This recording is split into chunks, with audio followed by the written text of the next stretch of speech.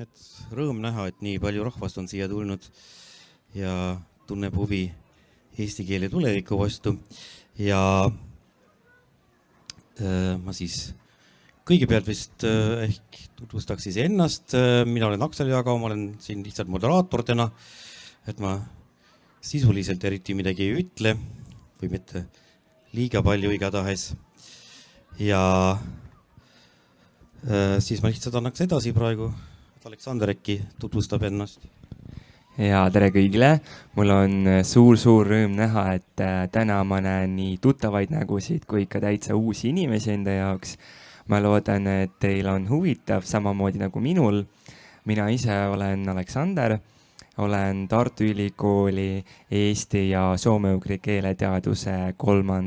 kursuse tudeng ja minu lemmikkeel on eesti keel loomulikult ja oma siis hobi näol ja üldse vabal ajal tegelen siis eesti keele õpetamisega ja muidugi õpin ka juurde ja mulle väga meeldib tegeleda ka integreerimisega. Jah, Maarja-Liisa. Aleksander tegi siin kohe nii pika sissejuhatuse ära, et mina teen lühemalt. Mina olen Maarja-Liisa Voksepp ja ma olen eesti keele ja kirjanduse õpetaja ja nüüd selle aastaga sai siis minu kogemus 7 aastat eesti keele kirjanduse õpetajana ja alustan õige pea 8. aastat. Õpetan nii gümnaasiumis kui ka põhikoolis. Ja, Margit. Tere kõigile. Minu nimi on Margit Langemets ja mina töötan Eesti Keele Instituudis ja olen siis põhiliselt tegelenud sõnaraamatutega, eesti keele sõnaraamatutega. Nii et varasemal ajal eesti keele seletava sõnaraamatuga ja praegusel ajal olen siis selles meeskonnas, kelle käes valmib siis järgmine meie õigekeelsus sõnaraamat või järgmine meie eesti keele sõnaraamat õiss 2025. Nii et nii palju siis alustuseks. Ja Virve? Ja mina olen Virve Vihman, tere.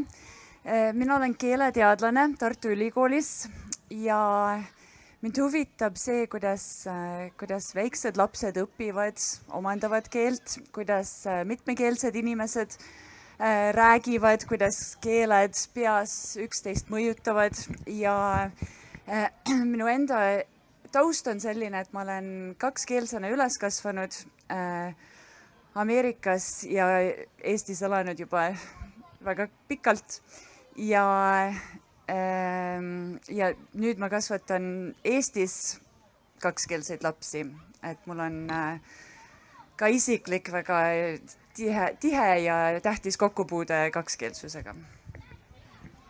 Jah, suur aitäh ja selle meie esimese teema juurde on selline väike sõnapilv meil ka tekkimas sellise küsimusega, et nimeta sõnu või palvega, et nimeta sõnu, mida tead sina, aga mitte sinu lapsed, vanemad või vanavanemad.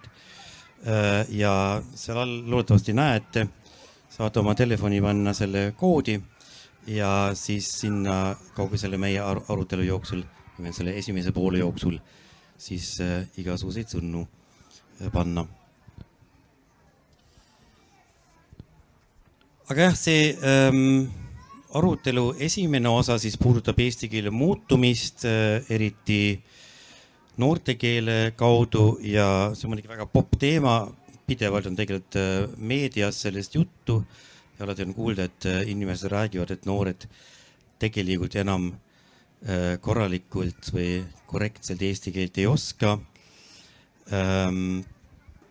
Eesti on väga palju muutunud selle taasiseseisvumiste ajast saadik ja see uus vabadus on muidugi laienenud keelekasutusele ja sellega seoses tekib siis igasuguseid küsimusi, mida me siis üritame siin täna arutada. Kas me peame keelt kaitsma või säilitama või peame kõike vabaks laskma. Ja väga levinud arusaam on see, et noored on nagunii hukas. Seda nad on alati olnud, seda me teame, aga nad räägivad muidugi sellepärast ka hirmsad eesti keelt, nad enam ei loe raamatuid ja nad viibivad liiga palju internetis, kus on kõik inglise keeles.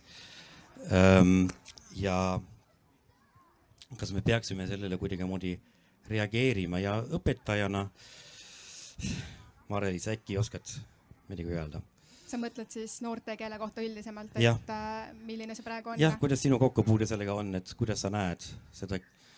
No ma pean sellega nõustuma, et üpriski palju on ingliskeelseid väljandeid, on sõnu, mida nad kasutavad ja see on selline nende keele loomulik osa. Ehk siis tekibki selline segakeel vahepeal ja see on täiesti loomulik, et ma kuulen seda vahetunnis, vahel lipsab mõni sõna neil ka tunnis sisse.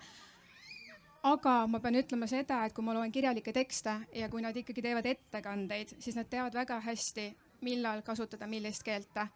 Et ma ei näe selles midagi halba, kui nad omavahel kasutavad neid sõnu. Et näiteks kui see tunnis juhtub, mul on päris mitu olukorda olnud niimoodi, et õpilane räägib nii kiiresti, tahab oma mõtet väljendada, tuleb mingisugune inglisekeelne sõna.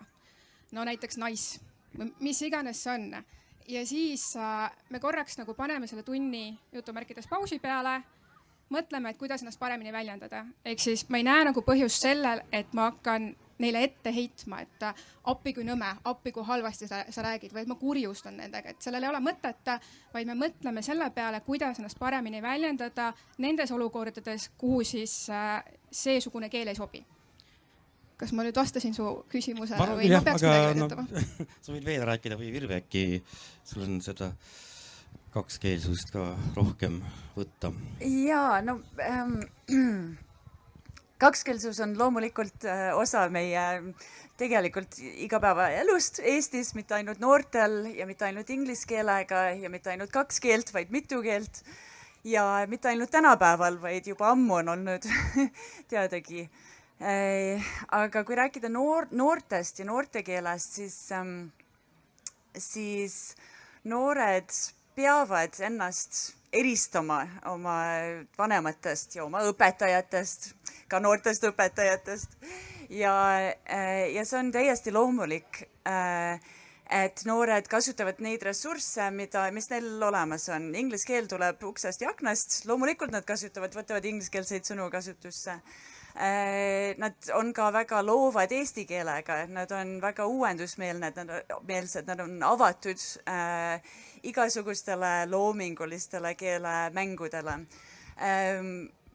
Toon võib-olla kohatu näite, kui ma olin ise noor, teismeline Ameerikas, siis 80ndatel muutus väga populaarseks Valley Girli kõnepruuk. Ma ei tea, kas see tähendab inimestele midagi või mitte, aga see oli järsku tohutult populaarne. Mina ei olnud sellest kohast pärit, kus seda just arendati ja kasutati, aga ma õudselt pingutasin, et seda ära õppida ja kõlada nagu need Valley Girlid, sest see oli pop. Siis paar aastat hiljem ma läksin ülikooli, kus olid hoopis teistsugused inimesed, intellektuaalid ja teistsugune kõnepruuk ja loomulikult see vaibus, võib-olla mul mõned sõnad on jäänud, mõnikord mingites kontekstides kasutan neid, võin palju rohkem kõlada nagu Valley Girl, aga mida ma tahan öelda on see, et on tõusud ja mõõnad ja keel tähendab uued sõnad, uus kõnepruuk tuleb kasutusse ja siis see vaibub. Mõned asjad jäävad selle konkreetse kõneleja keelepruuki, ja mõned kaovad, mõned levivad niimoodi, et laiem ühiskond hakkab kasutama seda ja mõned üleüldse kaovad kõikide, on niisugused trendisõnad, mis tulevad, on mõned kuud, mõned aastad isegi ja siis kaovad lihtsalt ära. Et raske on ennustada, milliseid sõnu jäävad inimesed kasutama, milliseid mitte ja millised hakkavad niimoodi laiemalt keelt mõjutama. Me oleme Tartu Ülikoolis kui tohib, mul on veel aega ja. Tartu Ülikoolis oleme kogunud viimase 3 aasta jooksul Eesti teismeliste keelt.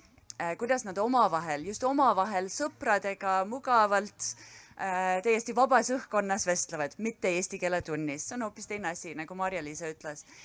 Ja nad räägivad väga põnevalt, huvitavalt, loominguliselt, nad tegelikult kasutavad enamasti eesti keelt omavahel, aga seal on põnevaid ingliskeelseid sõnu ja see lisab vürtsi.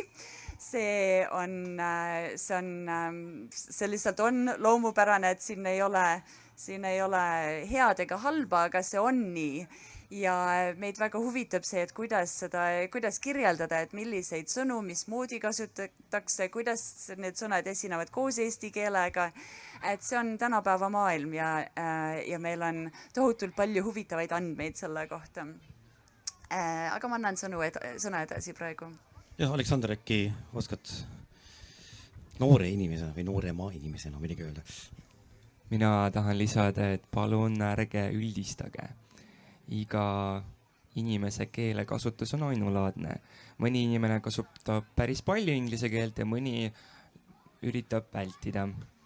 Aga tegelikult, mida mina näen noorena, on see, et igal põlvkonnal on oma keelekasutus ja tegelikult mina ka vahel kuulan mõnda sõna ja siis ma arvan, et ma ei teagi selle tähendust.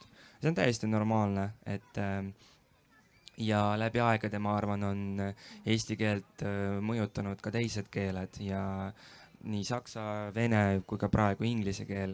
Ja siin, kui ma käisin Narvas töötuba läbi viimas, siis seal oli ka juttu teismeliste keelest ja just tahtsin siin välja tuua, et tegelikult üks projekt, mida Virve siin mainis, teismeliste keel Eestis.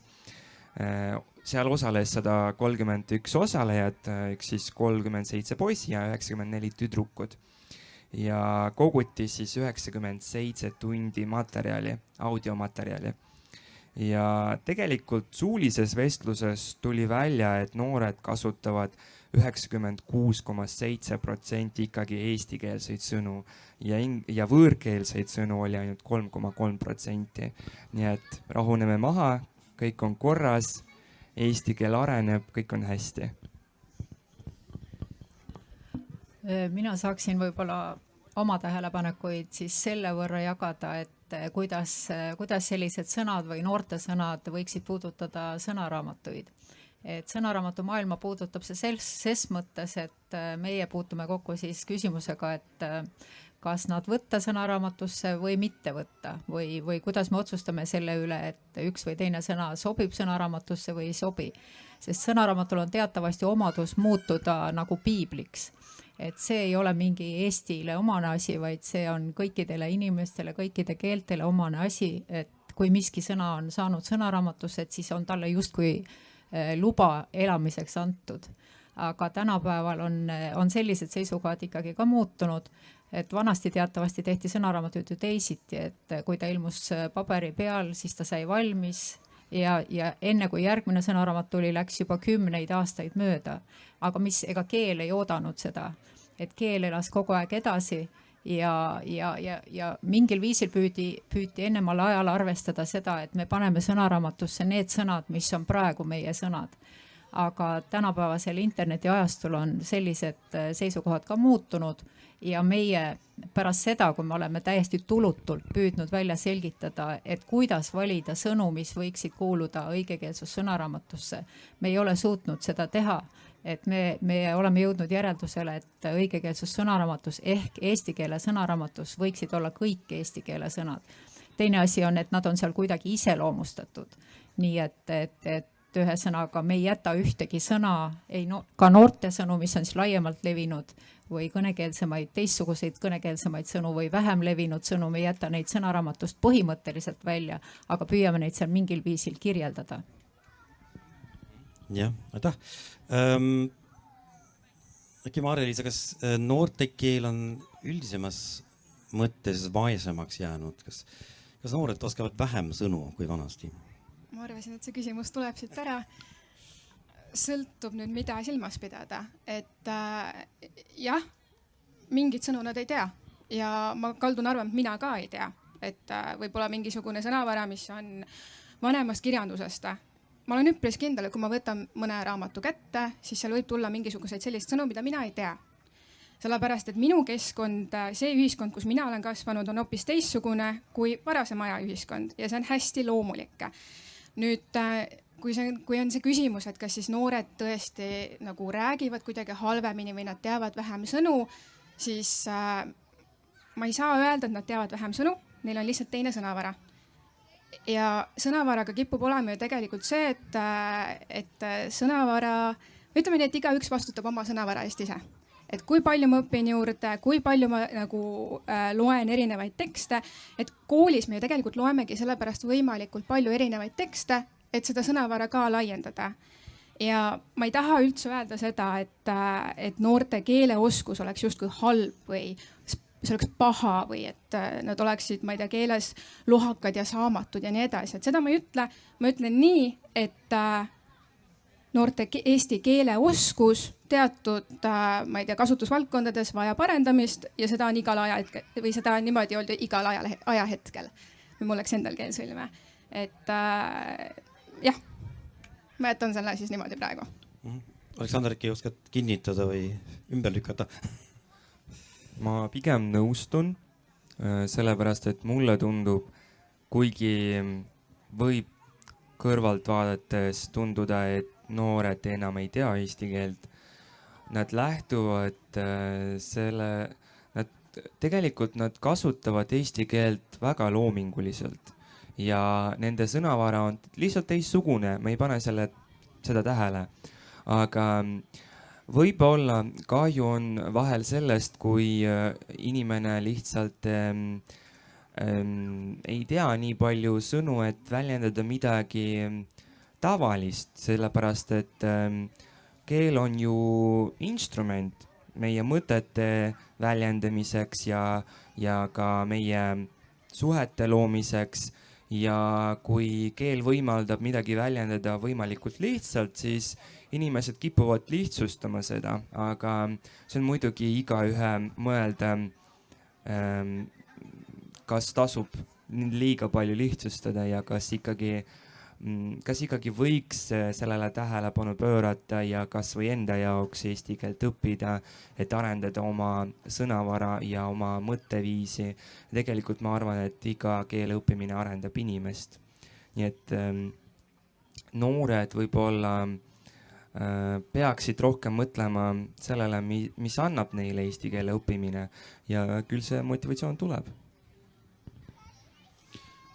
Kui palju me peaksime rõhutama seda eesti keele korrektsust?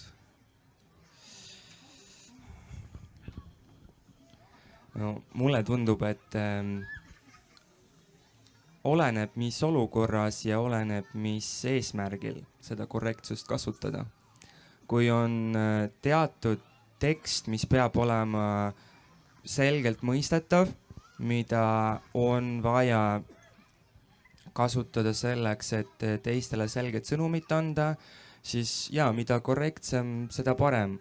Kui inimene tahab ennast väljendada, ma ei tea, luules, kirjanduses, siis minu meelest ei peaks üldse nõudma inimeselt mingisugust korrektsust või korrapärasust, sellepärast et me niimoodi päris palju piirame võimalusi, kuidas eesti keelt kasutada.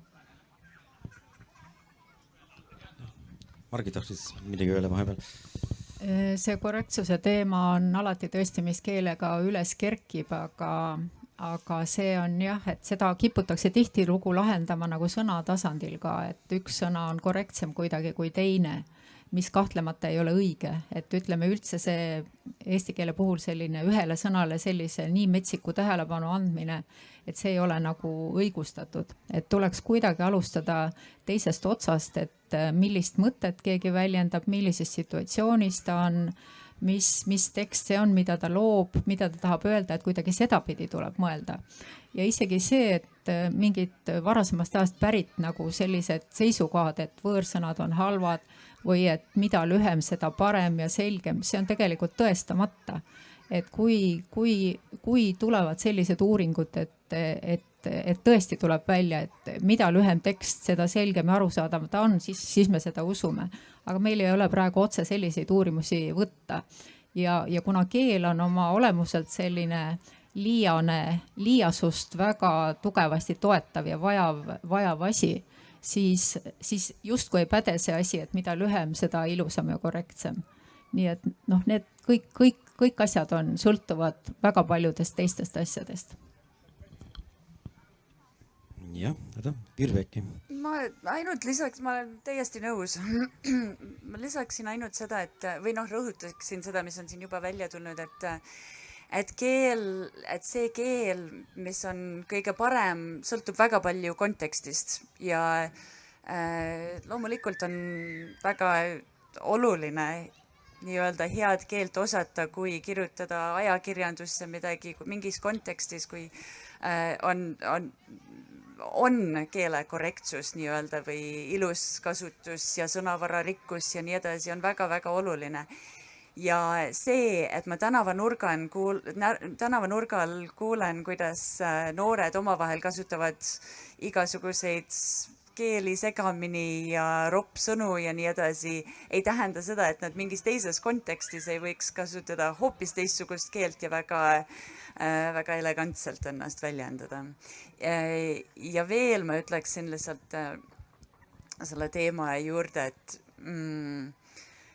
et ma arvan, et keelekasutus ja keele entusiasm ja keele arendamine ja edasikandmine sõltub sellest, et me tunneme rõõmu oma keelest ja niisugune manitsemine ei aita kaasa sellele, mis aitab kaasa kõige rohkem on see, et inimesed tunnevad, et emakeel või see keel, mida ma räägin, on minu oma, ma tahan seda kasutada, see sobib mulle, see on vahend, mida ma oskan erinevates kontekstides oma eesmärgipäraselt kasutada ja sellega me toetame keele arengut, keele tulevikku ja ka inimesi, kes kasutavad seda keelt.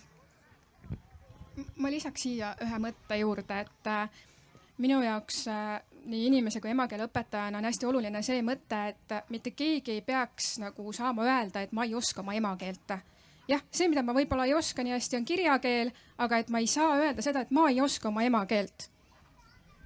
Ja ma tahtsin just sama lisada, et tegelikult eriti need inimesed, kes tulevad Eestisse eesti keelt õppima ja kes austavad eesti keelt ja meie ühiskonda, neil on eriti raske, kui tegelikult inimesed, kes räägivad eesti keelt emakeelena, ütlevad, ma ei oska sulle õpetada, ma ei oska eesti keelt. Kuidas sa ei oska? Sa ju räägid eesti keelt. Ja siinkohal on just see hirm eksida. See hirm eksida, mis tegelikult võib olla isegi maandab seda motivatsiooni taset, et ju kui ma tean, et ma ei oska eesti keelt ja kui ma tean, et ma nagunii midagi teen valesti, siis milleks üldse õppida. Ja tegelikult see on täiesti minu jaoks vale lähtumine, et me peaksime just motiveerima ja toetama seda õppimist, mitte just, et me ei peaks kogu aeg kontrollima, kui õigesti kirjutas inimene ja kui isegi läks midagi valesti, siis on vaja kuidagi väga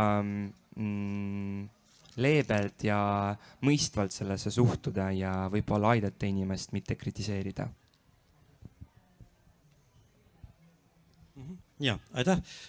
Me tegime selle esimese ploki juurde sellise küsitlusi, mida te olete kindlasti näinud, kus meil seal need 3 purki on ja küsimus peaks seal üleval olema veel, kes ei olnud näinud ja vastata sai 3 erineval moel, siis positiivselt, neutraalselt ja negatiivselt ja me korjasime mõned huvitavamad vastused sealt välja ja palju sellest on siit juba läbi käinud praegu enne, aga ma lihtsalt loen neid ette, siis alustan negatiivsest. Siin üks inimene on öelnud, et see, mida noored räägivad, ei ole enam eesti keel. See on arusaamatu ja suhtlusbarjääri tekitav. On see nii? Minu meelest oleneb, kuidas vaadata. Ja minu meelest, et iga keelekasutaja on ainulaadne ja temal on oma sõnavara, oma terminid, mida ta kasutab ja võib-olla tõesti, kui tegemist on vanema inimesega, kes kuuleb oma lapse kõne, tema jaoks on tegelikult väga raske aru saada, mida ta ütleb, aga ma usun, et kui ma praegu jõuan kuhugi Eesti piirkonda, kus on oma murre, siis minul on ka raske sellest aru saada, aga see on ikkagi eesti keel. Lihtsalt ta on niivõrd mitmekesine ja mitmekihiline ja sellega peab lihtsalt arvestama, et meil on nii omapärane keel. Jah, ja tegelikult see mingi uus nähtus ei ole, sest see iga põlvkond, nagu me kõik teame, rääkis eelnevast põlvkonnast halvemini. Et võime tagurpidida ka mõelda, kuidas kivi ajal hästi ilusti räägiti. Nii, järgmine siin on lihtsalt eesti keele risustamine. Noorte keel.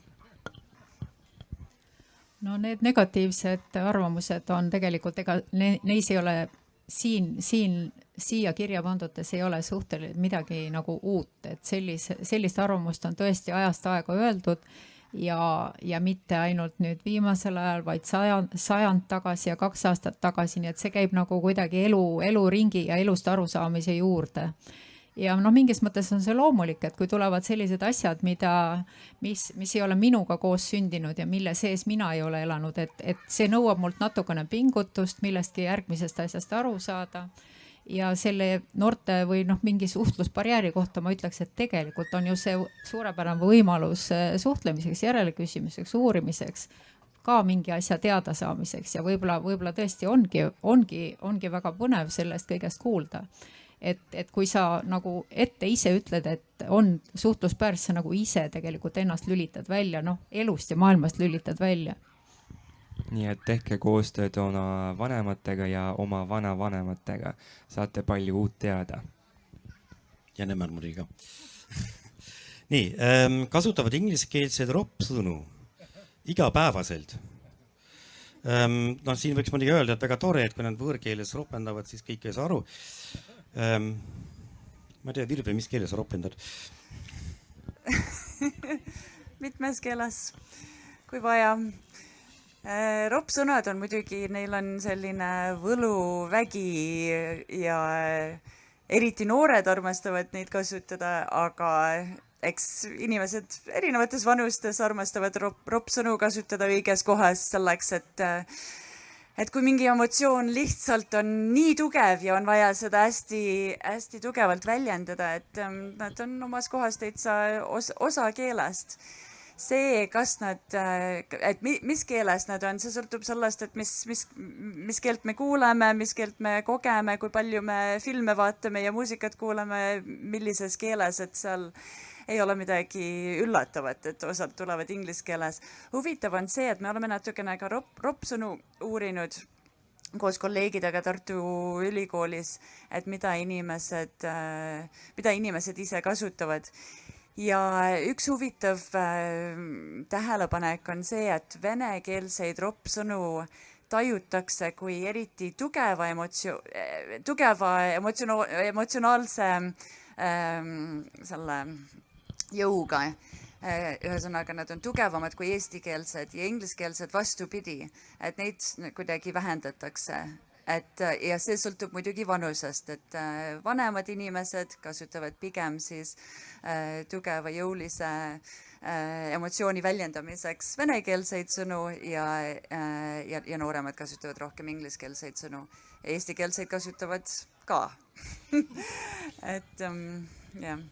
Pigem võib-olla siin mängib kaasa see, et ikkagi mingi selline häbelikkus võib-olla, et oma keeles ma ei ropenda, aga teine keel on siiski kraadikene natukene kaugem, et seal on nagu võib-olla lihtsam siis selliseid asju väljendada. Jah, naljakas on see, et idee järgi inimese emakeel on see, millest ta väljendab oma emotsioone, oma kõige nagu intiimsemaid tundeid, aga ütleme jah, selle mitmekeelse keskkonnaga alati ei ole nii, et kui me näeme kui see, mida me kogeme, mida me näeme, kuidas inimesed räägivad emotsioonidest, on mudeldatud mingis teises keeles, siis me võime seda ka omaks võtta, kui me näeme, et on teistmoodi võimalik emotsioone väljendada, kas roppude sõnadega või ka igasugune muu isiklik jutt, kui see tuleb filmidest, siis võib-olla me hakkame tundma ennast mugavamalt selles keeles, milles me seda näeme, et jälle ei ole 100% võimalik öelda, et kõik on nii, vaid inimeste keelekogemusi, keeleharjumused kujunevad selle järgi, mida nad on ise kogenud. Aitäh. Ja siin keegi on kirjutanud, et vanad sõnad unustatakse ära. No, osa oli meil juba juttu sellest, kui sa oskad peast öelda, kui palju sõnu teil välja praagitakse? Ma ei oska seda peast öelda, aga see on ka täiesti loomulik asi, et vanad sõnad unustatakse ära. Et me võime siin publikuna praegu ka ise mõelda, et kas me näiteks teeme vahet, tunneme neid sõnu nagu meie sugulassõnad, et käli ja nadu ja sõtse, et ütleme, kas me tänapäeval teame, kes nad täpselt on. Ma julgesti ütlen, et ma ka ei tea, et ma olen ise neid sõnu sõnaraamatus teinud, neid vastamisi seostanud, aga ma ei oska neid oma loomulikus keeles kasutada, sest et kuidagimoodi sellisel viisil me suhetest ei räägi. Ja samal viisil, kui mõelda, et kõik sellised tegevused, millega meie igapäevaselt enam ei tegele, näiteks mingisuguse põllupidamise juurde kuuluvad asjad või taluelu juurde kuuluvad asjad, täiesti loomulik, et me ei tea neid. Me ei oska võib-olla enam nimetada ka meie koduloomade lapsi nii-öelda. Me ei tohiks öelda, et loomadel on lapsed, aga ütleme, et lammastel on talled ja lehmadel on vasikad ja ütleme, sellised asjad võivad ka tasapisi hakata unustusse vajuma. Ja täpselt seda sama on ütelnud umbes täpselt 100 aastat tagasi ka Johannes Aavik, kes on ütelnud, et meie maarahva sõnad hakkavad kaotsi minema, sest et inimesed on hakanud liikuma linnadesse ja tulevad muud tegevusalad. Nii et ma tahaksin vastu öelda ka sellele, et kuidagi selle kaudu jääb siis sõnavara vähemaks. Sõnavara inimesel naljalt ei jää vähemaks, lihtsalt uued asjad tulevad asemele. Nii et kui ühest otsast sellised põllumajanduslikud sõnad kaovad meie sellisest aktiivsest pruugist ära, siis teiselt poolt, kui me mõtleme kõige selle interneti, arvutite, telefoni, infotehnoloogia ja nii edasi selle poole peale, milline hulk uusi sõnu sealt on meie kõikide sõnavarasse juurde tulnud. Nii et mingis mõttes on siis see sõnade voog on nagu mingisugune jõevoog, mis kogu aeg voolab ja mingi osa on sama ja mingi siis kogu aeg voolab meist kõrvale ja mingi tuleb kogu aeg juurde. Ma tahaks öelda, et tegelikult ei unustata mitte ära ainult vanu sõnu, vaid ma mõtlen enda peale, et ma tegelikult ei märata, milliseid slängisõnu mina kasutasin. Ma tean, et ma kasutasin, sellepärast, et ma tean, et vanaema ütles mulle, et ma ei oska normaalselt eesti keelt rääkida, ta ei saa must mitte midagi aru, aga ma ei mäleta mitte ühtegi sõna, mida ma kasutasin. Ehk siis see mõte on see, et ma justkui tegelikult kasvasin sellest välja ja ilmselt see juhtub ka praeguse noorema põlvkonnaga, et nad ju kasvavad välja. Keeleteadlane äkki teab kommenteerida paremini. No ikka jah, seda me oleme rääkinud ja lisaks sellele, mida Margit rääkis internetimaailmast, sealt kaudu on meeletu kultuuri kokkupuude igasuguste maailma rahvastega ja igasugused uued terminid tulevad selle kaudu ka, et see sõnavara hulk, mis juurde tuleb, on meeletu. Ma arvan, et pigem on keel võib-olla isegi, noorte keel võib-olla isegi rikkam kui varasemalt, aga me kasutame ja õpime sõnu ja keelt, et rääkida sellest, mis meid huvitavad ja millest meil on põhjust rääkida. Nii et loomulikult on nii, et maailm muutub ja keel muutub koos sellega. Mina võib-olla lähtuksin sellele ka väga praktiliselt, et inimene ei suuda, kui eesti keeles oleks mitu miljardit sõna korraga kasutuses, siis ilmselt iga asja jaoks me ei mäletaks, kuidas midagi väljendada. Ja see on väga loomulik, et vanad sõnad ununevad ja tulevad asemele uued. See lihtsalt näitab, et meie keel areneb ja meie ühiskond areneb ja kõik muutub ümberringi. Et kui kõik muutuks ümberringi, aga eesti keel ei muutuks ja sõnad ei ununeks, siis no ma ei tea, mis saaks. Ilmselt me täna eesti keeles ei räägiks. Võib-olla ma toon siin lihtsalt mõned arvud ka juurde, et kui me räägime siin keele õppimisest, siis ütleme selline kogus, mida on pandud siis sõnastiku, mis on mõeldud keele õppijale või siis algajale keele kasutajale, et seal on siis umbes 5000 või 6000 sõna. Aga terves eesti keele sõnaraamatus, mis meil praegu on ja mida sõnaveebi portaalis saab vaadata, et seal on eesti keele sõnu nii-öelda tavalises sõnaraamatus on 150 000. Nii et 5000 on siis see, millega saab täiesti eesti keeles juba rääkida ja olla ja igapäevaasjad ära ajada, aga sõnu endid on juba kirjas 150 000 ja me kõik teame, et eesti keel on selline tore keel, et lennult saab uusi sõnu kogu aeg moodustada kõikide igasuguste tuletistega ja liitsõna variantidega, nii et see on väga avar maailm ja võimatu mõelda, võimatu kujutleda. Mina kui sõnaraamatu inimene, ma ei tea pooli oma sõnaraamatu sõnu. Ma pean neid ka alati ikkagi järele vaatama. Ja, aitäh. Ja siis üks järgmine kommentaar siin. Eesti keele grammatika struktuur ja lause ehitus muutub inglise keele moodi. Ning noored on nii harjunud sellega, et nad saa enam aru, et eesti keeles see pole loogiline. Nii, emakeele õpetaja ütleb selle kohta mida? No peab ütlema, et üht-teist on mõnikord näha olnud ja kui ma siis olen õpilase käest küsinud, et mis sa selle lausega siin silmas pidasid, et kus see tulnud on, siis ta ütleb, et ma olen lugenud mingit ingliskeelset teksti, mul jäi see lause meelde, ma tõlkisin selle eesti keelde, et siis on nagu see loomulik, et sealt tuleb nagu selline ebakõla sisse. Aga üldiselt ma ei ütleks, et oleks nagu nii kohutav mõju eesti keele, ma ei tea, sõnajärjele ja grammatikale.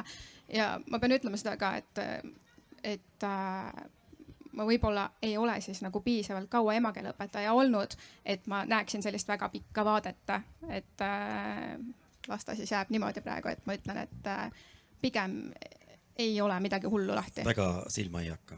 Ei ole midagi hullu lahti. Selles mõttes, et nad ju õpivad kirjutama. Et me kõik saame aru, et 8 ikka kirjuta samamoodi nagu 12. klassi õpilane. Et see on nagu loomulik keeleõppeprotsess ju, et kuidas ennast paremini sõnastada. Ja keeletunnis võib-olla võiks siis, kui sellised asjad kuidagi silma torkavad, et võib-olla see on hoopis siis võimalus ka pöörata asi nagu teisipidiseks, et tuuagi välja sellised mingid erinevused, et näete inglise keeles öeldakse neid ja neid asju niimoodi ja eesti keeles oleks teine võimalus. Või siis ka näiteks nende igasuguste kõnekäändudega, mis teistest keeltest tulevad.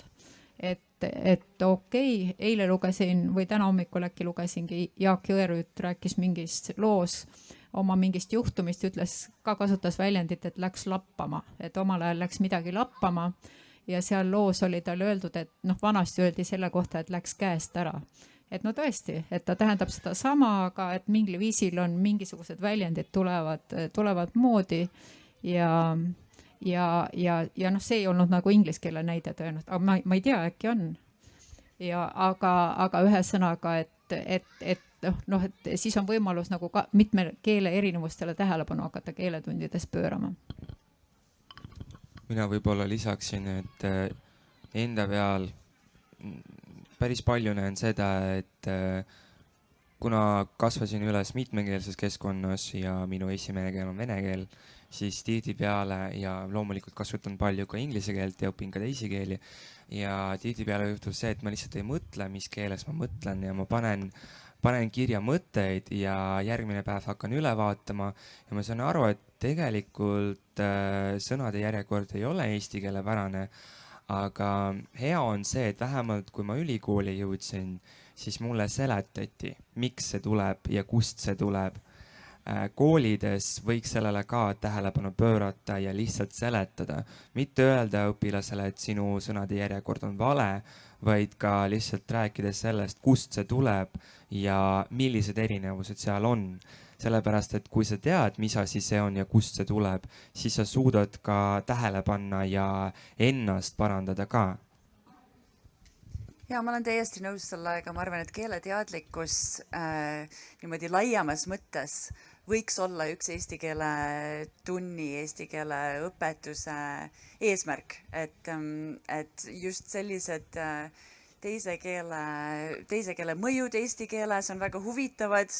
Selle kaudu saab inimene paremini aru sellest, mis tundub eestikeelsem, mis selles lauses on lihtsam iseenda teksti muuta ja kohendada ja samal ajal ka tähele panna, kui keel pikemas perspektiivis muutub.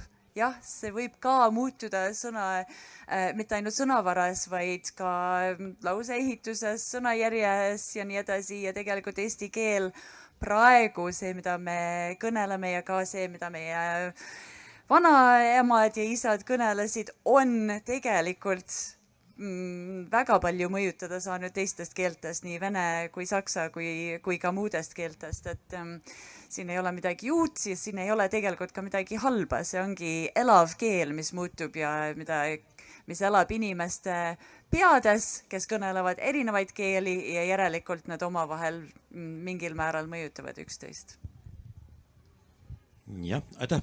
Siis positiivsete sõnavõttude juurde siin keegi väga julgelt väidab, et noored ei olegi hukas. Ma ei tea, kas see on nii. Kas on võimalik?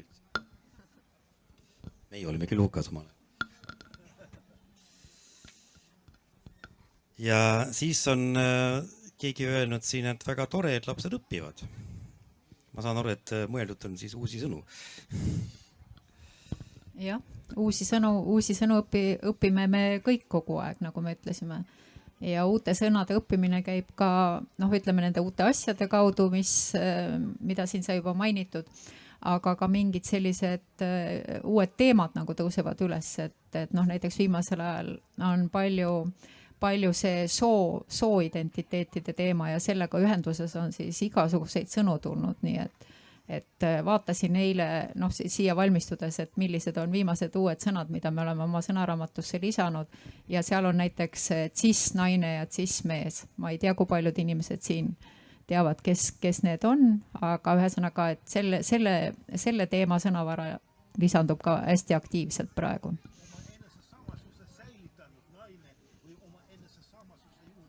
Õige vastus tuli siit.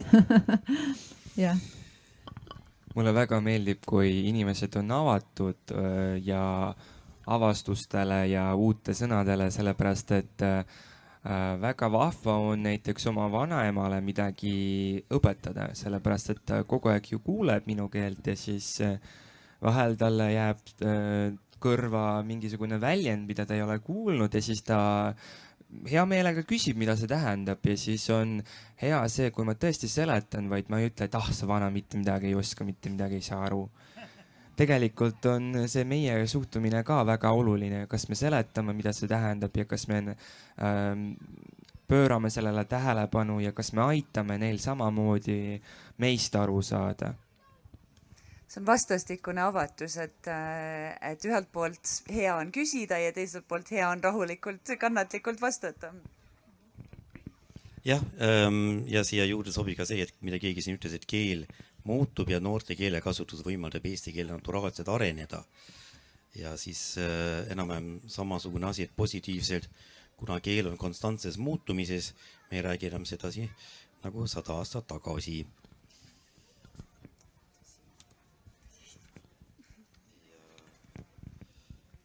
Viimaseks positiivseks märkuseks siin üks väga tore sõnavõtt siin. Släng on sama cool kui vanasõnad. Et ma küsiks praegu publiku käest niimoodi, kes võiks käed püsti, et kelle arust vanasõnad on coolid? No, pool umbes. Aga släng? Ja släng, jah. No.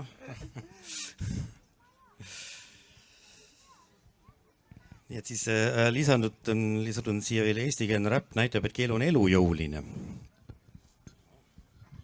Mina võib-olla lisaksin ka seda, et võõrkeele õppimisel on oluline tunda nii vanasõnu kui ka slängi, sellepärast et tänaval ja võib-olla eesti keele tunnis sa ei kasuta slängi õpetajaga, minuga võib küll, aga reaalsus on see, et inimene õpib klassiruumis on üks keel ja kui ta tänavale jõuab, siis ta ei saa mitte midagi aru, mida talle öeldakse, kuigi on sama keel. Ja sellepärast on oluline teada nii slängi kui ka vanasõnu, sellepärast et meie keel on mitmekesine ja mitmekihine ja keele kasutamisolukorrad on väga erinevad. Nii, aitäh ja siis kas publikust keegi tahab praegu midagi küsida selle noortekeele teema kohta siis? Mikrofon tuleb sealt.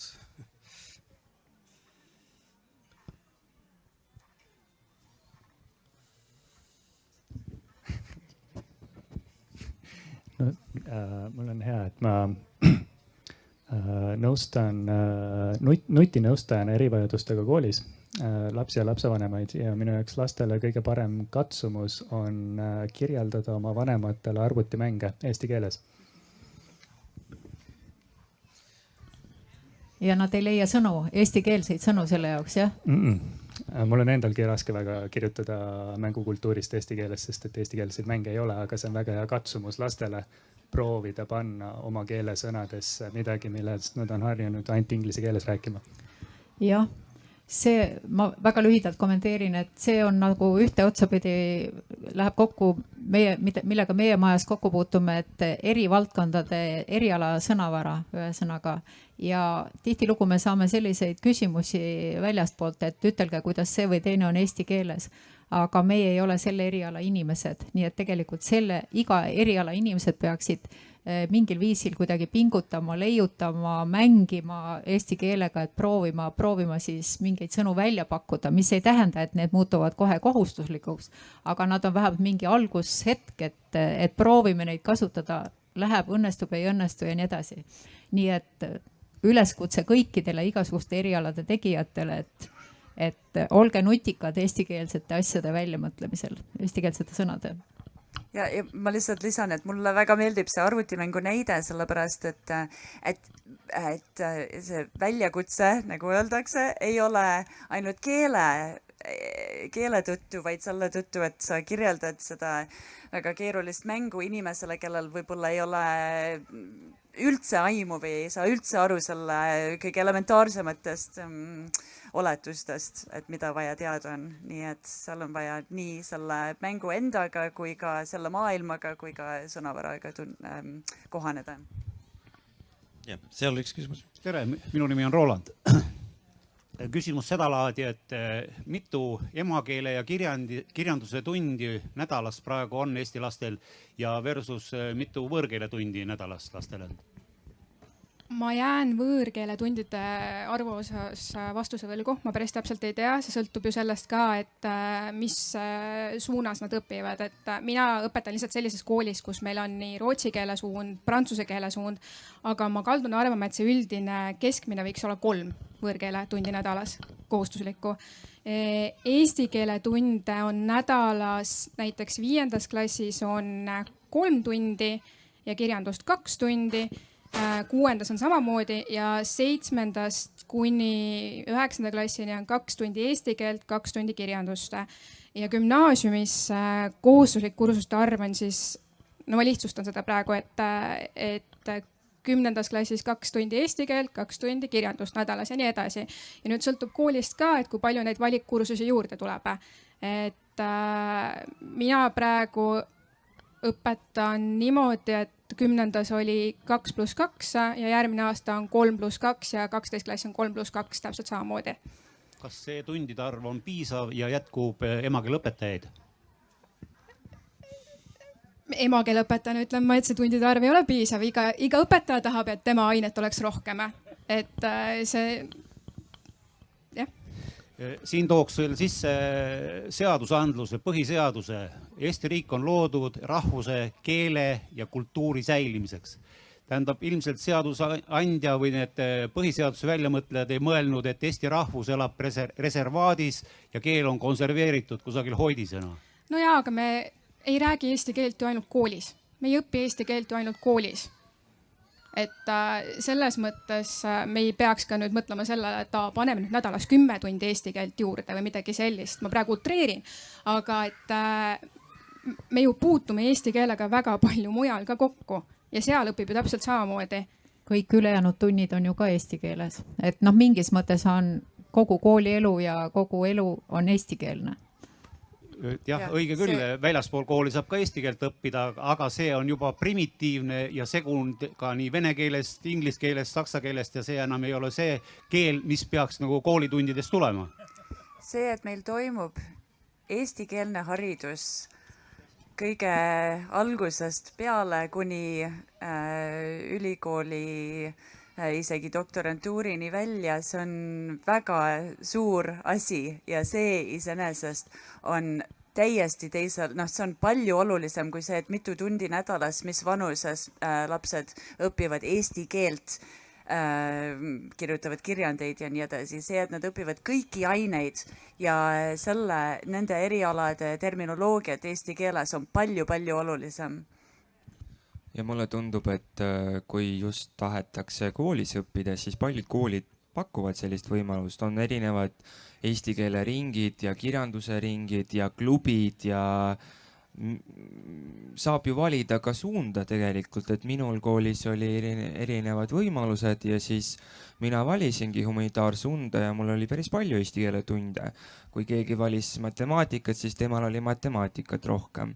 Aga muidugi siinkohal võiks mainida, et meil on väga-väga erinevad kohad Eestis, kus räägitakse erinevat eesti keelt ja erineval viisil väljendatakse ennast ja muidugi on oluline jah, et eesti keel oleks kõigile arusaadav ja eriti sellises keskkonnas, kus võib-olla domineerib mõni teine keel, aga muidugi see ei tähenda, et me nüüd peaksime koolis ainult eesti keelt õppima ja teised ained on sama olulised. Ma lisan veel ühe asja, et emakeele õpetajaid ja eesti keel võõrkeelena või teise keelena õpetajaid on väga vaja ja see eriala, need erialad on populaarsemaks minemas, aga kes kaalub seda, tulge palun õppima seda, sest teie töökohad on garanteeritud tulevikus. Veel üks küsimus, jah. Ma nüüd küsin sedapidi. Emakeeleõpetajal on see küsimus ja kes emakeelt üldse õpetavad. Leian, et emakeeleõpetaja, niisugune mõiste peaks Eesti Vabariigis ära kaduma ja tulema asemele eesti keele õpetaja. Üks näide. Laps, kelle kodukeel on kodukeel on põhikodukeel on eesti keel, elab Eesti Vabariigis, käib eestikeelses koolis. Tema ema on Aasia riigist pärit. Kuidas te suudate tema emakeelest teda õpetada? Ja järgmine küsimuse pool, see puudutab kõiki, kes te seal olete. Peres on üks noorerra, kelle isa kodumaa on Türgi. Ema kodune keel on eesti keel, põhikodukeel. Elab Eesti Vabariigis, käib eestikeelses koolis. Millise riigi kaitsjaks läheb see noorerra nii-öelda isamaa kaitsjana? Palun, kaks küsimust. No, ma vastan Ma vastan nii, et ma olen täiesti nõus sellega, et peaks olema eesti keele kirjanduse õpetaja ja tegelikult on niimoodi ongi, lihtsalt rahvasuus on enamasti käibel emakeele õpetaja. See on ilmselt mingi traditsiooni lugu, ma ei tea. Kommenteerige seda. Samamoodi on emakeelepäevaga, et tegelikult see päev on seotud eesti keelega ja emakeelest võib ka rääkida, aga see tähendab hoopis teist asja. Eesti riigis on inimesi, kes peavad üle 200 keele oma emakeeleks ja me võime nendest kõikidest rääkida ja emakeele mõistest rääkida, aga tegelikult see eesti keele õpetaja on õige. Samas õpetada inimesi, kes räägivad hästi eesti keelt ja õpetada neid, kes alles alustavad eesti keele õpet, see on 2 täiesti erinevat sisu. jah, me peame edasi minema, aga pärast äkki avaneb veel mingi võimalus, üks küsimus on veel. Jah, aitäh. Et senine arutelu on olnud hästi sõnakeskne ja sõna on kindlasti väga oluline üksuskeeles ja natuke grammatikat ja syntaksi ka. Ma mäletan, kui mina ülikooli läksin 30 aastat natuke peale tagasi, siis oli hästi uus ja popp ja väga selline tähtis keeleteaduse haru tekstilingvistika, mis tegeleb siis selline keeleteaduse haru, mis tegeleb pikemate seostatud tekstide uurimisega. Ja üks trend, mis ei ole omane mitte ainult eesti keelele, vaid laiemalt keelele on see, et noored inimesed, uued põlvkonnad, see tähelepanu välp on järjest lühem, tekstid, mida tarbitakse, tekstid, mida luuakse, on järjest fragmentaarsemad. Et kuidas sellel kindlasti on mõju keele arengule. Et kuidas te näete seda mõju, selle fenomeni mõju, et inimesed nii tarbivad kui ka loovad vähem pikemaid seostatud tekste? Mina võib-olla lisan, et tõepoolest mina näen, et see mõjutab. Keskendumisvõime on palju väiksem ja on vaja pidevalt muuta tegevust, aga kardinaalselt seda muuta praegu minu meelest juba ei saa. On vaja õpetada, kuidas selliseid tekste lugeda üldse ja kuidas keskenduda nendele. Aga praegu, mida mina näen, on see, et kui algusest peale võtta väiksemad tekstijupid ja aina rohkem suurendada mahtu, siis inimene harjub ära. Praegu me oleme kõik harjunud lihtsalt kiiresti tarbima ja kiiresti infot leidma. Ja sellepärast inimene võib-olla ei olegi harjunud väga palju lugema ja tegelikult see minu meelest muidugi lugemine mõjutab sõnavara ja meie väljendumisoskust ja on hea, kui sa loed head teksti ja pikad teksti, aga samas ma ei näe, et ilma nendeta inimene ei oskaks üldse ennast väljendada. Ja kuna see tendents on praegu arenemas või vähemalt mulle tundub, et see ei ole veel lõpufaasil, siis mulle tundub, et seda saab alles pärast teada, kuidas see mõjutas meid. Ma ei tea, kas on nii, et tekstid muutuvad üha lühemaks. Ma tegelikult ei tea. Säutsu pikkus piirang loomulikult mõjutab seda, kuidas me säutsu või mingit sotsiaalmeedia postitust sõnastame ja väljendame. Ma ei ole kindel, kas see mõjutab siis lauseehitust. Kindlasti see mõjutab inimeste tähelepanu ja ootusi. Aga samamoodi nagu luule on niisugune distilleeritud väljendusvorm, kus iga sõna peab väga kõnekalt nagu oma tähendust edasi andma. Samamoodi ma arvan, on mingisugune argumentatsioon niisuguses lühiformaadis ka arendav inimese, võib-olla inimese mõtlemisviisile ja keelele, et rohkem ma ei oska öelda, sest see ei ole just täpselt isegi laiemalt, ma arvan, niisugune fookuses.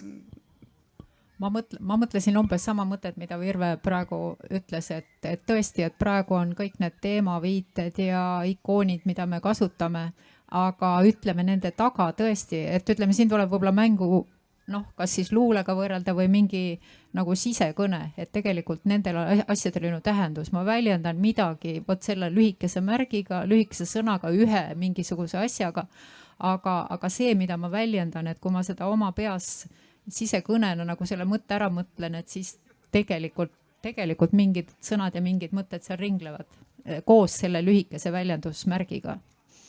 Aga ma ei tea, minu meelest ei ole seda veel uuritud või ei oska selles mõttes ei oska nagu kokkuvõtteid teha. Võib-olla on vara ka veel praegu natuke.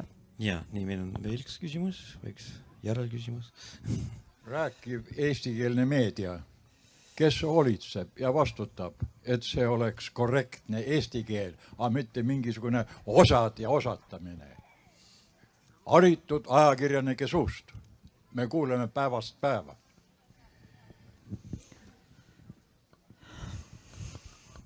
mina vastutaks, kui ma vahepeal ise ka midagi ütlen, et ajakirjanik ise vastutab selle ees, kui hea või halb tema eesti keel on.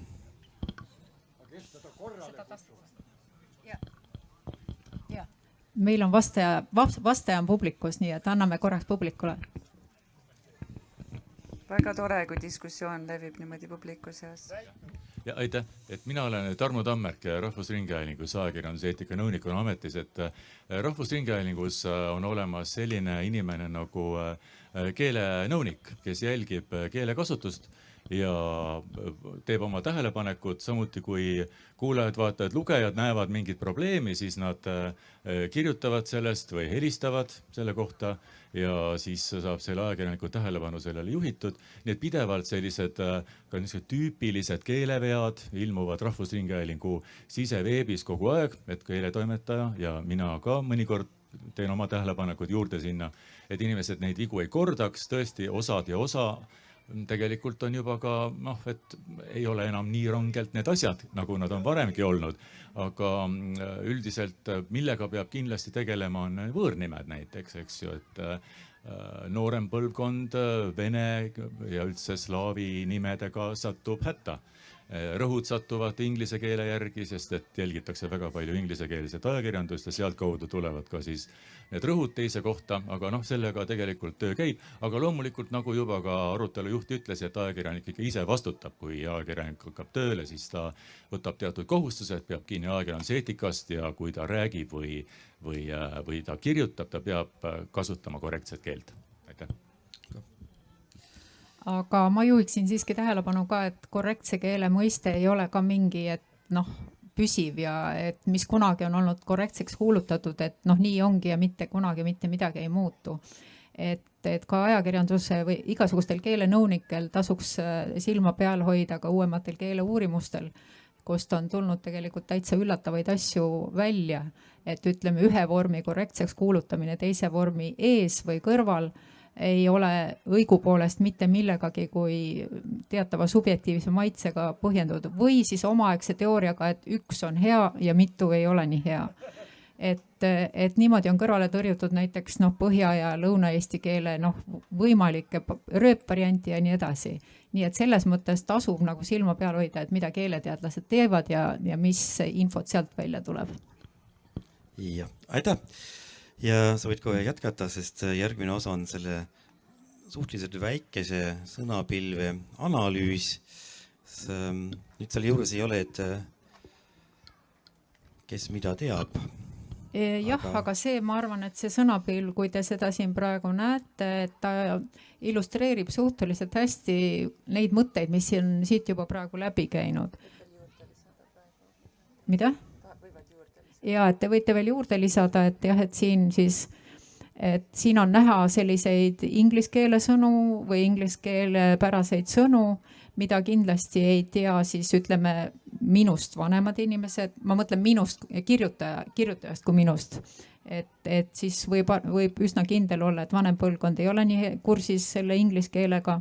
Siis on siin näha selliseid tehnikavaldkonna sõnu nagu piipar ja kulgur ja äpp ja et siis võib jälle arvata, et kindlasti leidub igas suguvõsas mingis vanuses inimesi, kes nendest sõnadest pole kuulnud.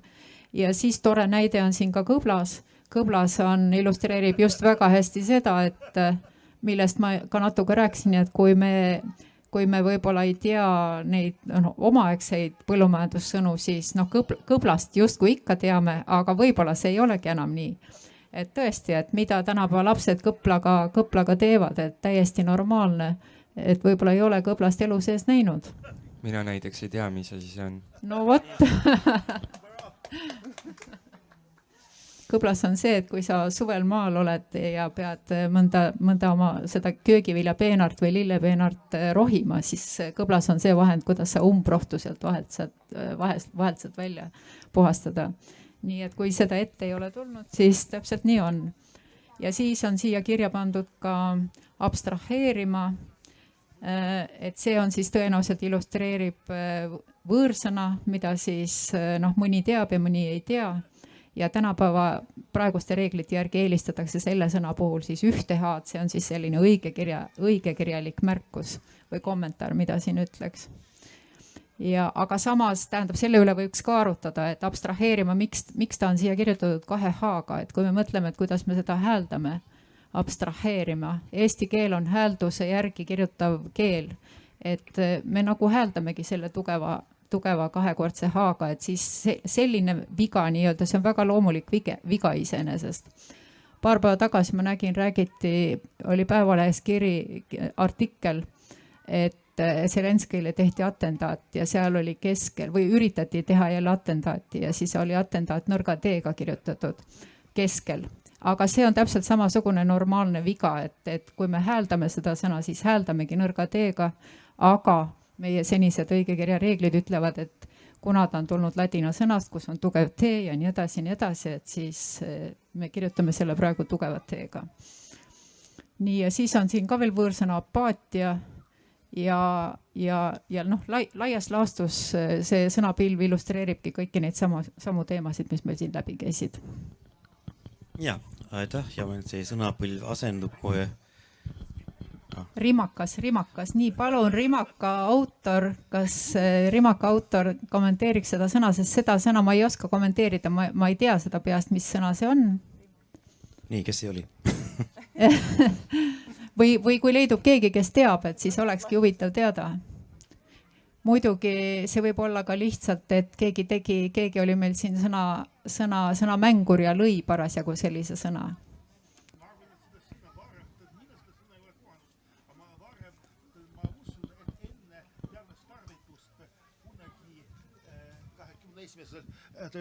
Jekki Augustinus Razin on nimi. Mina ei vaelda ega kunagi mina pole seda sõna tarvitanud, aga ma vankumatult usun, et seda sõna keegi enne tänast õhtupoolikut tarvitanud on. Kas siis suuliselt või kirjatsi. Aga no see oli praegu hoomamine ja Rimaka autorid oleks päis tore kuulda, aga ma oskan hooplema ja ma püstitan veel etteheite, et aasta pärast võiks siiski pidada tuba mitmuses eesti keeltest, et kuna vähemalt mina hooman, et eesti keelkonna tugevus põhinebki, et eesti keelta mitmesuses. Aga anname sõna Rimaka autorile. Aga Rimaka autorit väga kahju vist praegu siin ei ole, et seda oleks küll tore kuulda. Tundub, et ei ole, aga väga ilus sõna on, nii et nagu Jekki tegi selle ettepaneku, et võtame kasutusele. Ja, aga me veel ei tea, millises tähenduses. No, seda võib igaüks ise vaadata.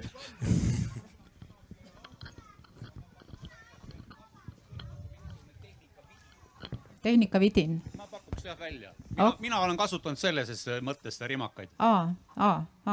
Nagu relakas umbes nii. Jah, okei, vaatame. Jah, siis järgmine selline sõnapilvelaadne küsitlus siis meil avanes, et too lühidalt näide, kuidas on selle võõrkeelte oskus kasuks tulnud ja see siis juhatab sisse ka meie teise teema, siis eesti keelt võõrkeelena õppijad või rääkijad, kas need siis mõjutavad eesti keelt mingil moel, kas neist on kasu äkki isegi või kahju pigem. Kui nüüd tagasi vaadata 32 aastat tagasi, nii kaua olen mina siin elanud, siis ei olnud eriti välismaalasi. Ja meil on elanikkond Eestis väga kirjuks muutunud, inimesi on tulnud igalt poolt ja Tartus vähemalt on hästi palju välistudengeid ja ka muidugi põgenikke on tulnud viimasel ajal üsna palju. Ja neid kõik ei oskagi eesti keelt, mõni võib-olla ei tahagi osata, mõni kardab seda, arvab, et on liiga raske, mõni on võib-olla lihtsalt laisk. Ja siis seda me tahaksin pisut arutada, kuidas see siis eesti keele olukorda mõjutab. Aga ma ise alustaks hästi ebaviisakalt ühe oma enda teksti tsiteerimisega. et eelmise aasta suvel ma kirjutasin selle Eesti Rahvusringhäälingu arvamusportaalist ühe teksti ja seal ma muuhulgas väitsin sellist asja, et eesti keelt saab tugevamaks muuta, kui me lihtsalt jutumärkides nahaalselt kasutame eesti keelt, isegi siis, kui mõni arvab, et mõnes kohas pole see kombeks või sünnis. Mõned väitsid, et see oli väga tore ütlus, ma ise tegelikult enam nii väga kindel selles ei ole, aga sellest saame siin rääkida. Sa tahad midagi öelda? Ma kommenteerin niimoodi, et ma pigem nõustun, sellepärast et tihtipeale inimesed, kes õpivad eesti keelt, kurdavad, et eestlased lähevad üle teisele keelele, mis tegelikult ei anna neile võimaluse üldse praktiseerida eesti keelt. Ja tihtipeale mina olen kaasa läinud inimesega ja vaatan, et kuidas tal läheb, kuidas ta eesti keelt kasutab. Ma tõepoolest vahepeal olen lubanud endale inimesele öelda, et palun rääkige temaga eesti keelt, ta õpib eesti keelt. Ja Tartus vähemalt inimesed on juba harjunud sellega, et kui ma juures olen, siis tuleb eesti keeles rääkida. Aga inimesed hakkavad tasapisi juba mõistma, et tegelikult on vaja eesti keelt kasutada ja üks mõte on veel, et tihtipeale, mida mina olen kuulnud teistelt ja küsinud, et miks ta siis eesti keelt ei kasuta, on olnud selline mõte, et tegelikult inimestel on väike selline hirm, et kas siis inimene saab minust aru, kas ma suudan niivõrd eesti keelt lihtsalt ja ladusalt kasutada, et ka keele õppija saaks sellest aru, sest tegelikult tavalises kõnes me ju ei mõtle, kas see on A1 tase sõna või C1 tase sõna ja natukene on vaja sellega harjuda ja ma arvan, et juba lähemal ajal siis me ikkagi saame sellest aru ja jõuame selleni, et me kasutame eesti keelt võimalikult palju nendega, kes õpivad eesti keelt. See teema kui selline siis puudutab seda mitmekeelsust ja ma ei tea, Virvo on meil kõige parem inimene, kes seda oskab lahti seletada, mis asi see on, see mitmekeelsus? Mis asi on mitmekeelsus? Kui võib-olla alguses ma küsiksin teie käest, et kes peab ennast kakskeelseks või mitmekeelseks? Käed püsti. Ja mitmed teist oskavad mõnda teist keelt peale eesti keele? Järsku on kõik käed püsti. Et keeleteadlased defineerivad mitmekeelsust väga erinevalt ja ma arvan, et palju leplikumalt või laiemalt, kui tavainimesed seda kasutavad. Et kakskeelsus ei pruugi tähendada seda, et inimene on algusest peale kahe keelega ja räägib neid võrdsel tasemel. Tegelikult neid inimesi, kes räägivad kahte keelt võrdsel tasemel või mitut keelt võrdsel tasemel on väga-väga vähe. Et võrdsel tasemel isegi kui kahte keelt räägib inimene väga hästi, siis ta ei pruugi rääkida neid täpselt samades kontekstides või samadest asjadest rääkimiseks. Et inimesel on ühes keeles teatud kogemused ja teist keelt kasutab mingites teistes kontekstides ja see on täiesti normaalne, see käib asja juurde. Et inimene, kes on õppinud ükskõik kui kaua teist keelt ja läheb sinna kohta, kus seda keelt saab kasutada ja saab mingil määral hakkama, võib pidada ennast kakskeelseks. See sõltub täiesti eesmärgist, et kas meil on väga kõrge latt või väga madal latt, et inimene võib nimetada ennast mitmekeelseks, kui ta tunneb, et tal on kasu mitmest keelest või et tal on mingisugune keeleoskus ja sellest on nagu siin toredad näited, mida te olete juba hakanud kirjutama. Kirjutage veel, et mingites kontekstides on sellest mitmekeelsusest kasu. Ma ise tulin umbes sama kaua aega tagasi kui Aksel Eestisse ja mul oli siis oluliselt tugevam Ameerika aktsent ja inimesed vaatasid mind, nagu Aksel ütles, siis oli vähe välismaalasi, aga nii-öelda välismaalasi, aga oli palju venelasi, kes rääkisid eesti keelt, et inimesed Eestis olid väga harjunud kuulma vene aktsendiga eesti keelt, aga Ameerika aktsendiga, eesti keel oli väga ebatavaline ja harjumatu ja siis, kui ma läksin poodi ja küsisin leti, et poed olid sellised, et pidi küsima leti tagant, et ma tahan seda asja ja seda asja, kõike pidi nimetama, pidi kogu aeg keelt kasutama ja siis ma näitasin seda, kuidas sellistes argiolukordades ma ei osanud või ma kasutasin, käänasin valesti asju. Ja siis inimesed, poemüüjad näiteks olid täiesti rabatud sellest, nad ei suutnud kuidagi reageerida ja see pani mind mõtlema selle peale, kuidas ingliskeelses maailmas näiteks aktsendiga keel on nii tavaline ja neid erinevaid aktsente on nii palju, et see ei tekita üldse nagu barjääri, lihtsalt ei ole tähelepanuväärne.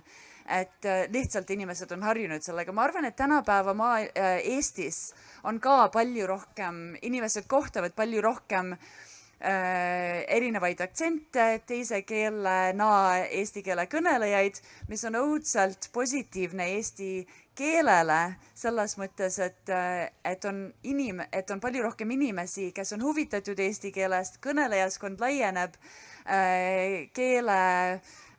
keele jõulisus on sellega tegelikult, see näitab seda keele jõulisust ja lisab keele jõulisusele, et seda räägivad erinevad inimesed erinevatel põhjustel, õpivad ära, jäävad Eestisse, lähevad mujale maailma, on Eesti saadikud maailmas ja nii edasi. Et see on väga tore ja ma nõustun teistega, kes siin rääkisid, et kui sa kohtad inimest, kes üritab rääkida eesti keelt ükskõik kui algeliselt, palun vastake eesti keeles. Siis ta võib ise öelda, et nüüd ma ei saanud aru, lähme üle, otsime teist keelt, mida me mõlemad oskame, aga lugupidamisest, tema püüdluste suhtes ja tema püüdluste suhtes eesti keele õppimises proovige. Paruge natuke kannatust ja aidake tal mõista, et eesti keel on kasulik erinevates olukordades ja eestlased tulevad vastu ja on nõus leppima aktsendiga eesti keelega. Kui palju me peaks selle eesti keele peale suruma teistele, kui nad siin elavad?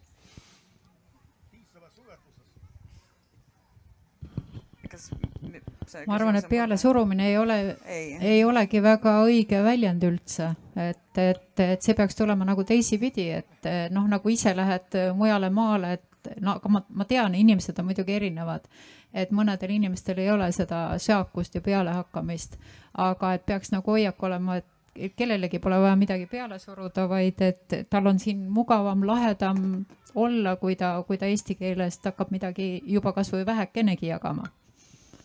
Jah, absoluutselt nõus ja lisaks sellele muidugi inimene, kes elab siin, ma arvan, hakkab ise või kes veedab siin natukene aega, hakkab aru saama, et ilma keeleta on raske mõista teisi inimesi. Te olete ise teist keelt õppides aru saanud, kui palju see avab uksi ja vaateid teiste inimeste, teiste kultuuride sisse, et see motivatsioon tuleb sellest pigem kui mingisugusest pealesurumisest. Ma olen ka näinud, kuidas inimesed küll lepivad sellega ja räägivad eesti keeles, aga hakkavad poole lause peal inimest parandama, isegi siis, kui ta ei ole palunud ja see võib-olla ei ole kõige parem viis, kuidas eesti keelt õpetada. Muidugi on inimesed, kes paluvad mind niimoodi teha, et palun paranda mind, siis muidugi ma teen niimoodi. Kõige hullem on see, kui õpetaja teeb niimoodi keeletunnis, kui ta isegi ei lase inimesele ennast väljendada, kui ta kohe hakkab parandama. Ja uskuge mind, Eesti koolides on seda kahjuks ja ma loodan, et me jõuame kunagi selleni, et me austame püüdlusi ja me ikkagi oleme võimalikult vastuvõtvad ja leebemad selles suhtes. Kuna siit see õpetaja käis läbi, siis ma pean tunnistama, et ega ilmselt minagi ei ole patust prii, et tahad hästi kähku kuidagi parandada või aidata, aga tegelikult tuleb mõelda selle peale, et sa pead aitama või parandama niimoodi, et see on toetav ja keeleõppijal ei oleks piinlik. Ja ma lisaksin lihtsalt, et ükskõik millises keeletunnis on teatud kontekst, kus on vaja parandada, loomulikult asi ei ole selles, et keel on täiesti absoluutselt igas kontekstis vaba, aga kommunikatsiooni mingis teises kohas on ka väga vaja, et inimene saaks vabalt üritada ennast väljendada eesti keeles või mõnes teises keeles, mida ta õpib ja siis ei ole vaja igas kontekstis kogu aeg parandada. Ja ma võiks siis pisut muuta oma algse ütluse, et olge siis viisakalt ja mõistvalt nahaalsed.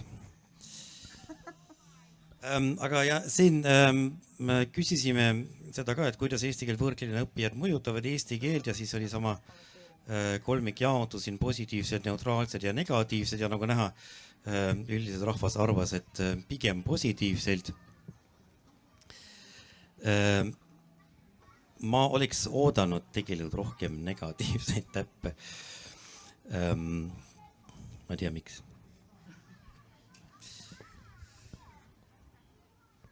Aga siis äkki selle kohta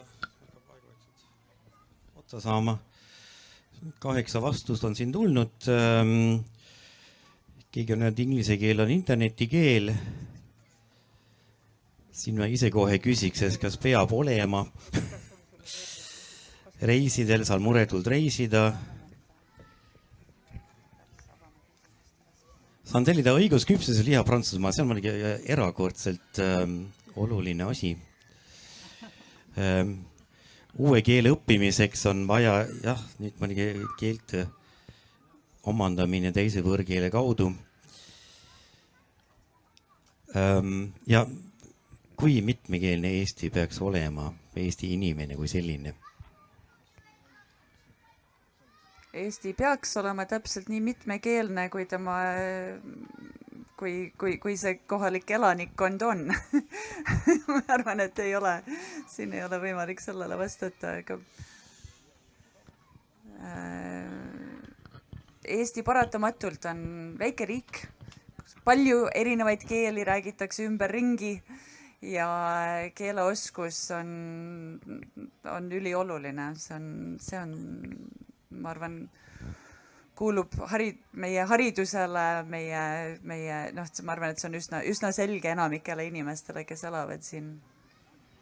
Mulle natukene ei meeldi see küsimuse püstitus, et peaks. Tegelikult ei pea, aga on väga hea, kui inimene teab mitu keelt. Ja nagu me kõik teame siin, et Eestis on läbi aegades olnud tavaline nähtus, kui inimene oskab mitu keelt. Ja see on väga hea, see annab meile väga palju võimalusi juurde, aga näiteks nende inimeste jaoks, kes elavad, ma ei tea, Venemaal näiteks ja kus on 140 miljonit kõnelejat, kui mitte rohkem, siis nende jaoks see on täiesti fantastiline, et inimene võib osata nii palju keeli ja see on ühiskonnas täiesti normaalne. Et me peame olema enda üle uhked selles suhtes. Nii, kas publikust on äkki mõni küsimus selle teema juurde? Seal on üks.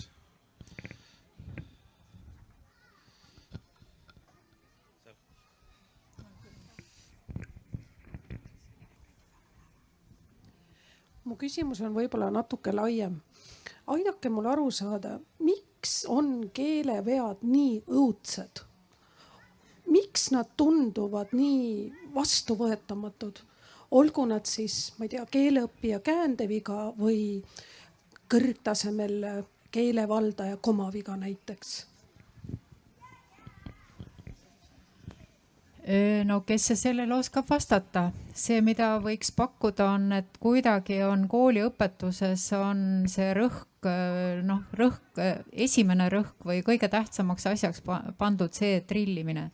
Et täna hommikul, kui me siia sõitsime autos, siis tegelikult meil kerkis täpselt see sama vestlus. Et miks see õige kiri on kuidagi number 1 asi. Et see nagu teatavas mõttes ei peaks olema, et palju olulisem on kõik muu, need mõtted, mida suudetakse väljendada või arutlusoskus. Aga no siis on see trikikas küsimus, et aga kuidas selle õige kirjaga siis nagu hakkama saada. Nii et aga et kuidagi ja ühes hommikuses autos isegi tuli, et Eesti koolis on 2 õppeainet, pärast mida koolide lõpetamist ei taheta nende valdkondadega üldse tegeleda, et üks on siis eesti keel, sest keegi ei oska kirjutada, kõik on teada saanud koolis, et nad ei oska kirjutada ja see on õigekirja küsimus just nimelt, ja teine on kehaline kasvatus. Et no nendest 2 ainest on siis kõigil siiber, et meil oli selline vestlusautos, aga et noh, tegelikult kuidagi, kui natuke tõsisem olla, et selle õigekirja fetiši murdmine oleks, noh, kuidagi peaks sellega püüdma tegeleda ka koolis. Jah, ma olen nõus sellega.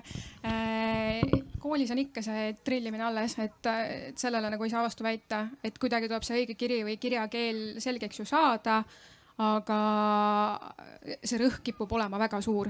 Ja teisalt on see, et mida mina olen märganud, mitte oma väga-väga pika karjääri jooksul, aga vahet ei ole, kas sa oled 9. või 12. klass, siis neid täiesti veatult kirjutajaid on tegelikult vähe. Ja samas on see kirjakeel selline täielik püha lehm. Mul ei ole selle kohta mitte midagi muud öelda, see on täielik püha lehm. Ja ma pean ütlema, et õpilased võivad ise ka väga kriitilised olla. Et mina olin esimesed aastad koolis, kui mina õhtul nutsin ennast magama, sest ma ei oska eesti keelt. Sest et täiesti automaatselt rääkisime midagi ja mina ütlesin videosiid, mitte videoid. Ja ma veel panin kuidagi rõhu ka natuke valesti ja see olukord päädis nagu niimoodi, et ma lihtsalt jäin sõnatuks, sest mu õpilane hakkis sõna otseses mõttes mu läbi ja ta rõhutas seda veel, ma ei tea, nädala jooksul mitu korda. Nii et mina, noor algaja emakeele õpetaja, õhtul nutsin kodus selle pärast, et ma ei oska eesti keelt. Ma tahaksin lihtsalt lisada, et kirjutamise õpetamine on palju enamat kui õigekiri ja tegelikult kirjutamise õppimisega me õpime ennast väljendama ja õpime loogiliselt mõtlema. Ja ma arvan, et ka emakeele õpetuse tunnis võiks see olla võib-olla palju olulisem, moodustada palju olulisema osa sellest kirjutamise õpetamisest. Õigekiri on oluline, aga see on ainult vahend, millega mõtet edasi anda. Jah, et nagu Margit Langemets nimetas seda, ütles terminit keelefetiš, et võib-olla see ei ole üldse nii eesti keele pärane asi ka, et oma ametitõttu olen ühenduses teiste riikide nende meediaombudsmanidega, kes tegelevad inimeste kaebuste ja tagasisidega. Ja kui me arutame seal, et erapooletus, poliitiline tasakaalustatus ja muud teemad ja iga aasta, kui me kokku saame, tuleb jutuks, olgu ta taanlane või sakslane või kes tahes, et kui palju tuleb keele kohta kaebusi. See ei ole ainult Eestis, vaid ka teistes riikides. Et tõesti, ütleme Eestis ka, meil on tunniajaline saade, väga heal tasemel tehtud, aga võib-olla ka väga vastuoluline saade.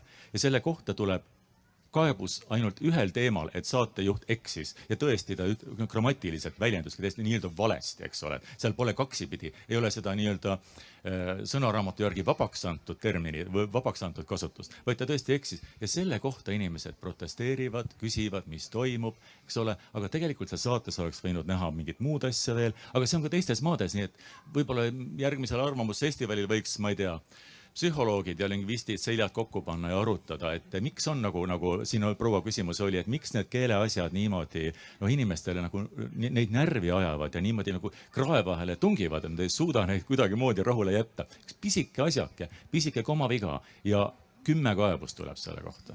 Täitsa huvitav. Ja mina võib-olla lisan, et tegelikult kui mina näen, et inimene püüdis ja tuli, on mõni viga seal sees, mina rõõmustan tegelikult. See tähendab, et inimesel on veel julgust kasutada keelt ja tal on veel õppimisvõimalus ja tegelikult on arenguruumi nii-öelda.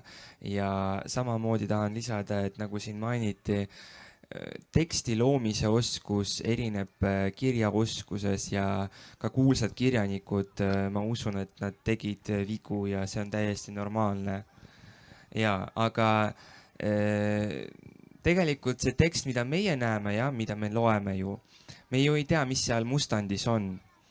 Ja tegelikult see annab meile lihtsalt võimaluse natukene mõelda sellele, et jah, hea keel on alati teretulnud ja alati on hea, kui inimene ei eksi, aga me eksime kogu aeg ja mitte ainult keeles ja see on ju täiesti normaalne, me oleme kõik inimesed ja isegi kui ma tean, et ma olen seda sõna 1000 korda kirjutanud, ma ikka võin olla väsinud, mul võib olla magamata öö, ma võin olla stressis ja ma võin täiesti tahvlile valesti kirjutada, aga mitte sellepärast, et ma ei tea, vaid sellepärast, et mul lihtsalt juhtus niimoodi ja seda ka ei tohi välistada.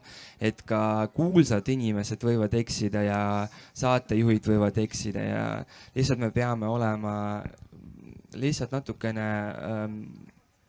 tolerantsemad, jah, täpselt. Jah, aitäh, üks küsimus oli veel siin. Viimane küsimus paraku. Tere, mina ei ole filoloog ja ei nori iga asja kallal ja ma tean, et see kõik on õige, mis ma kuulen, aga ma tahtsin lihtsalt küsida keeleinimeste käest, miks tänapäeval enam ei kasutata lühikest mitmuse osastavat? Miks me kuuleme tööstuseid, haiguseid, härra Tammerk ütles vigu, mitte vigasid, jumal tänatud, aga natukese aja eest. Aga kurkisid võtame peenralt ja silmasid ja kõrvasid, et kuhu see on saanud, et me nagu püüame kogu aeg lühema väljendusviisi poole kõigis asjades. Miks need sõnad kuidagi nii moodi on läinud? Mulle kunagi keegi seletas, et just võõrkeelena õppijate pärast umbes nii me kõik räägime niimoodi pikalt. Ma ei tea, miks me peaksime. Mina võin nüüd keele ajaloolisena vastata sellele, et see on selgem vorm lihtsalt, et see lühike mitmuse osastav on nii mitmekujuline lihtsalt, et see siit on selge, lihtne, alati sama. Just võõrkeelena õppijate jaoks, aga ei, ka eestlaste jaoks on see lihtsam kui üks vorm. Kõrvu, mitte kõrvasid ju ja silmi, mitte silmasid, aga viimasel ajal ütleb silmasid ja kõrvasid raadios, televiisoris, ajakirjandus. Jah, seda küll, aga nagu enne juba sai, et me ei räägi enam nii nagu 100 aastat tagasi ja keegi ei kirjuta enam nii nagu Borneo omal ajal. Keel muutub paraku. Ma kommenteeriks hea meelega seda. Mulle tundub eesti keele õpetajana see nii, et see pikk vorm on turvalisem. Siis ma tean, et ma ei tee seda viga. Sest ma ei tea, milline on näiteks vokaallõpp selles sõnas, mida ma pean käänama. Ma ei ole selles kindel. Ma võib-olla ei viitsi sinna õigekeelsus sõnaraamatusse ka vaadata või ma ei saa seda teha, sest selline töö on parasjagu. Ja mul on turvalisem teha see pikk vorm ära, sest ma tean, et ma ei ole siis eksinud. Ma lihtsalt lisaksin, sest me oleme hiljuti uurinud seda korpuses, et tegelikult ei ole nii, et see kaob ära. Et tegelikult kasutatakse väga-väga palju ka seda lühikest mitmust, mõlemat paralleelselt paljudes sõnades. Ja ma võin ise ka lisada, et tegelikult see, mitte isegi see sit-vorm, vaid siis si-vorm, mis on veel murdevorm, et see oli 20-ndatel juba väga levinud, märgatavad rohkem kui praegu. Nii et keel läheb mingis mõttes edasi-tagasi. Eks näis, kuhu me välja jõuame. Ja ma lihtsalt ka ühe näite oleks tahtnud tuua, et ma ise kogesin ühte raamatut lugedes, kohtusin seal vormiga kiiki ja ma koperdasin selle otsa ja ma ei saanud aru, et see on vormi kiikesid, lühikene vorm. Ja see tundus nii ebaharilik ja nii huvitav, et ma panin selle sõnaraamatu lause näiteks sisse. Ja, aitäh. Nii, siis minu viimane kaart siin ütleb, et lõppkokkuvõtte, milline on eesti keele tulevik. Me oleme ajast pisut üle läinud, nii et väga üks lause äkki iga ühelt. Aleksander. Küsimus on väga huvitav. Ma ei tea, kuidas sellele vastata. Aga loodan, et me elame ja näeme ja siinkohal tahaksin pöörduda teie poole, kes te siin vaatate ja kuulete. Teist see sõltub ja palun tehke niimoodi, et see oleks helge ja tore. Eesti keele tulevikuga on kõik väga hästi, seni kuni on kõnelejaid ja on kasutusvaldkondi, kus eesti keelt kasutada. Punkt. Ma ütleks sama, et ütleme, mida Virve siin juba rõhutas, et kui Eestis on kõik valdkonnad kaetud eesti keelega, no peaaegu kõik väljatud laste arvutimängud, ütleme, või arvutimängud ja no muidugi mõni valdkond veel, aga kui kõik valdkonnad on kaetud, siis ongi kõik väga hästi, et lihtsalt tulevad uued asjad, teeme nad eestikeelseks ja on põnev seda maailma kõike vaadata. Mis mul üle nüüd jääb, et eesti keel pole kunagi olnud nii heas seisundis ja eesti keele tulevik on hiilgav. Jah, suur aitäh ja siis viimane küsimus siis veel korra publikule, kas keegi läheb siit ära nüüd väga meeleheitis? Et eesti keel on ikka täiesti läbi omadega. Keegi ei tõsta kätt. Aitäh!